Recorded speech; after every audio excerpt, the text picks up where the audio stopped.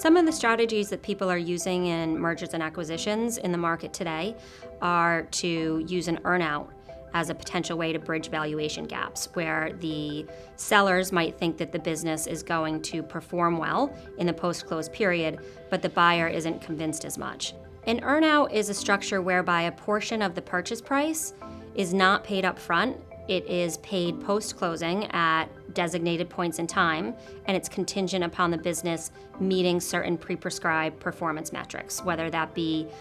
the achievement of certain EBITDA goals, revenue goals, margin, or other financial performance indicators. I think the types of companies that this works best for, or where we see this come up most often, are companies that have seen fluctuations in performance, particularly recently, which means that the buyer is less certain about the seller's projections post-closing. It's common to see earnouts used for more newly established companies where they don't have as long as a proven track record with respect to their performance, but it can also be used for established companies where they might not have performed so well in the recent history, but they project doing much better in the future.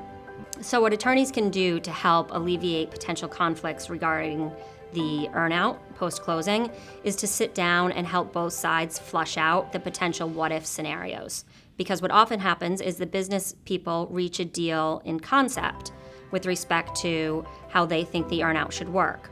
But when we sit down as attorneys across the table from our clients and we start to run through all of these various scenarios, because it's very important that as many of these scenarios be dealt with up front as possible so that it's carefully documented and it mitigates the need for disputes around the earnout after you close.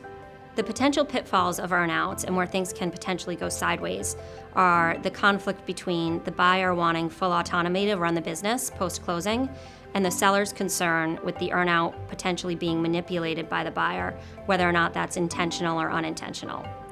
By way of example, a seller's view of the business is short-term in terms of maximizing the earnout in the